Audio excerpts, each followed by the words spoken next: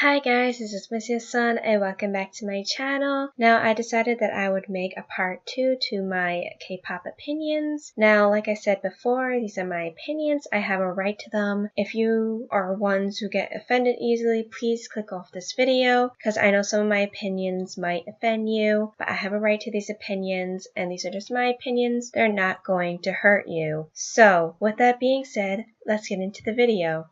Number 1.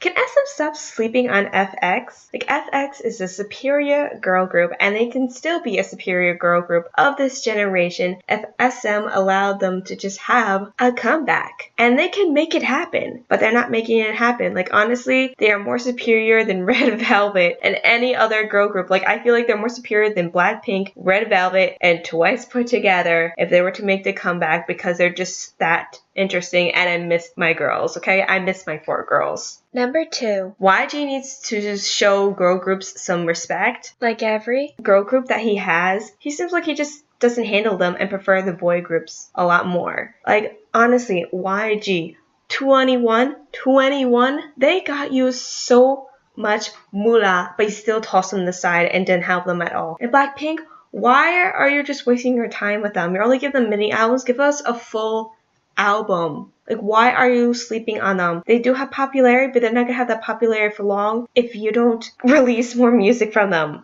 I'm sorry, like, please respect your girl groups more, please. Why have them if you're not gonna actually go through and work with them? Number 3. Pledis needs to focus on their other groups that they have other than 17. I'm sorry, Pledis, it's not only 17.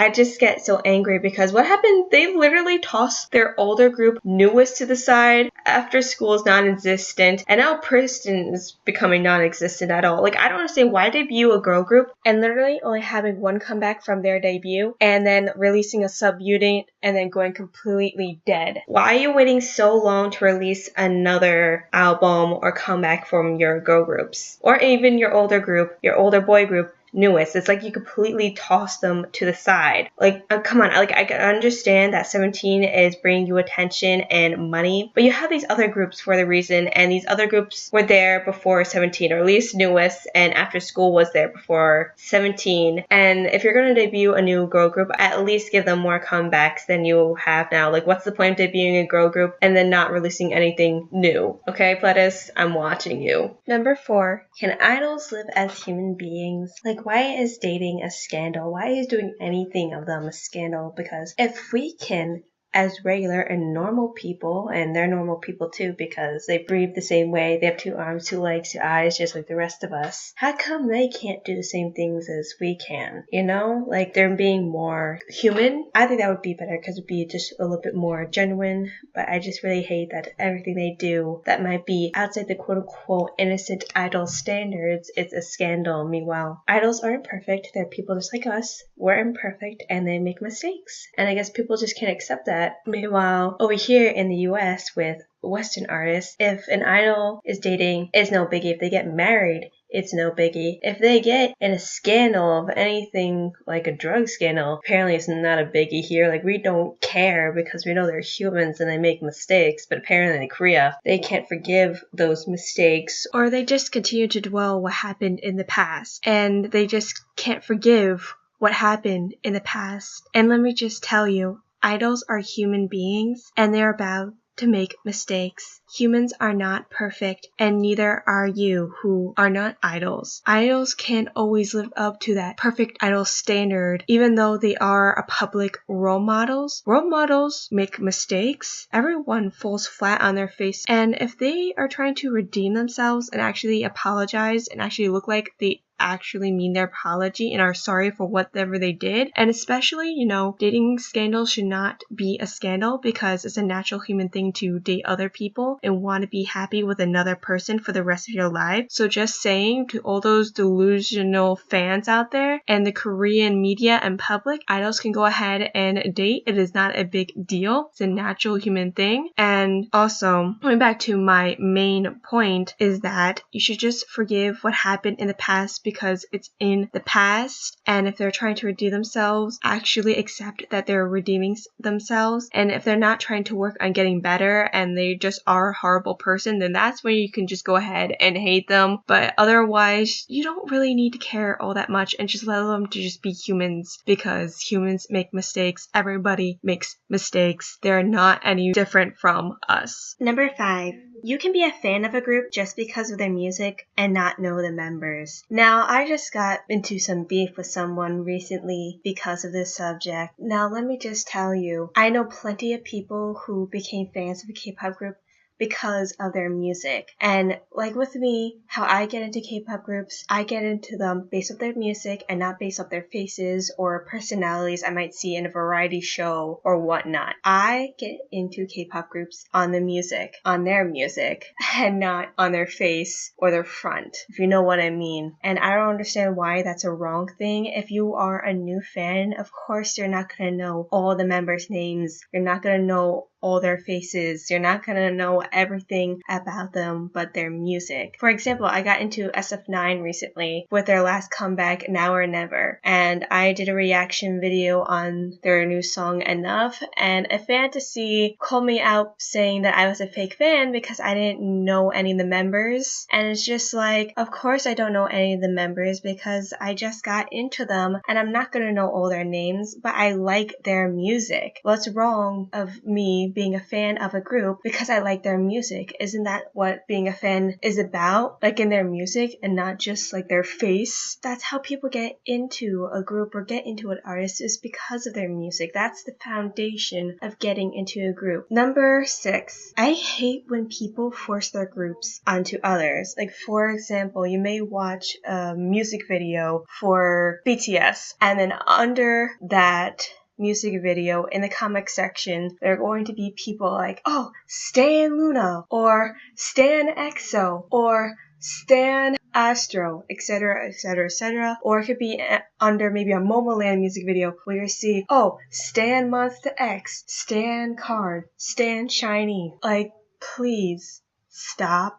And I've seen other people try to push their agenda of their K-pop groups being better by just, even I've seen this with certain like US radio shows that wanted to promote other K-pop groups, but people force the more popular groups onto those radio shows, give them hate for wanting to promote any other groups, and then nobody else can experience other groups and their sounds. Like, please, honey, calm yourselves. There's other groups out there, and it's okay for people to not know your group or not watch your group. Maybe they'll watch them eventually or naturally, or they may just get curious about this group and look into them. That's how I discover groups and how I listen to groups, because it's not natural. Like, I don't watch a group when people force it on me. I hate that. Like, I can't get into a group if I'm feeling forced. So please stop it. Please stop forcing your groups onto other people. People will come to watch them or listen to them naturally. So calm yourselves. Like, it's okay to be excited for them or want to promote them, but it's really annoying. So please stop it. Number 7. Can there be an equalization of line distributions in K-pop songs? Like, I understand that there are main vocalists in a group and that the main vocalists have larger parts because they are vocalists and have the better and stronger voices. But that doesn't mean that other members within that group have better vocals or their vocals fit within those parts better than the main vocalist. Because I'm just getting tired of hearing the same voices over and over and over again. And I just want the songs to be more unique by adding in somebody else's voice in those parts. Because I'm just getting tired of hearing the same voices over and over and over and over again. And it's really not fair for other members of this group who work just as hard as everybody else to get literally one line in a group. Like, why is it so hard to distribute the lines out equally? If you're going to have like 13 members in a group, make sure you equal out the lines. Like, if you're going to have that many people in the group, like, give people a reason why to be in that group by giving them lines to sing, because they are music artists. For example, I'm getting tired of hearing just Dio or Baekhyun and Chen. I want to hear Kai and Chenyul and Sehun.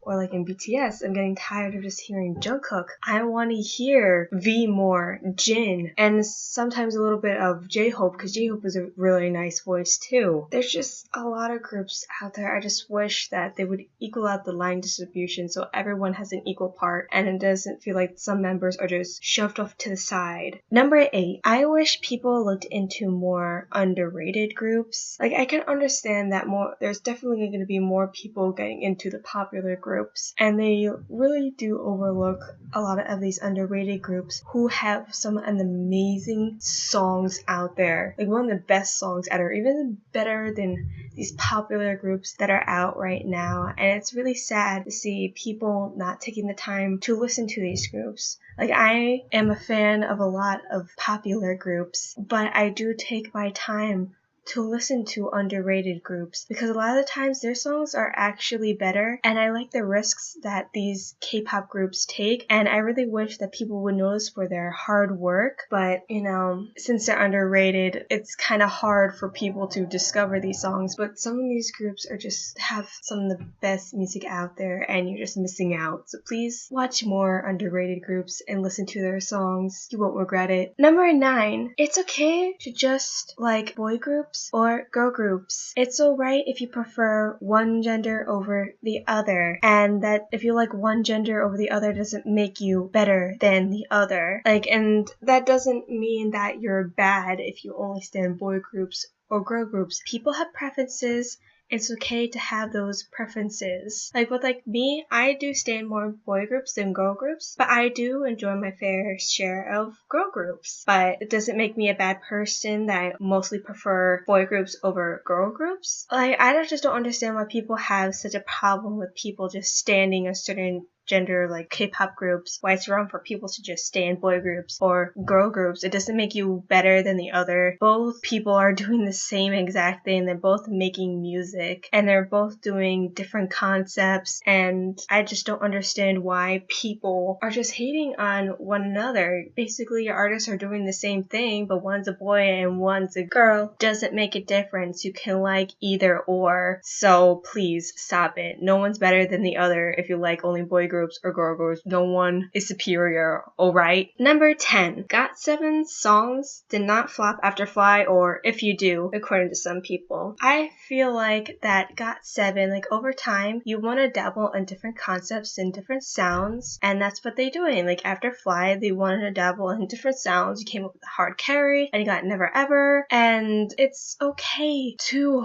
have different songs or different concepts that stray away from other songs. It's completely fine. That's how groups continue to grow and progress in their groups. If you heard the same sound over and over and over and over and over again in a group, it gets boring. And I don't understand why people are giving Got7 such hate for these songs, because I actually really love their songs and where they've grown from Girls, Girls, Girls and from Fly. I love Lullaby. I love Look. I love Got7's You Are. I just don't understand why they're receiving such hate on their music, because if you actually would listen to their album, a lot of the B-sides are really good, and people just focus on the title tracks and don't bother to listen to the album. So that doesn't mean that their songs or Got7 has flopped after a certain error or after a certain title track song. So please, just saying that Got7 did not flop after If You Do or Fly, whatever you guys think they flopped after. Alright guys, I'm going to end the video here. These are just some of my K-pop opinions that I have. I do have more, but my video will get way too long. If I state any more opinions that I have, I might make a part 3, make more videos like this. Comment down below on your thoughts on my opinions. And if you want to follow me on Instagram, my Instagram account is Miss Gyo. And I hope to see you in the next video that I make. Bye!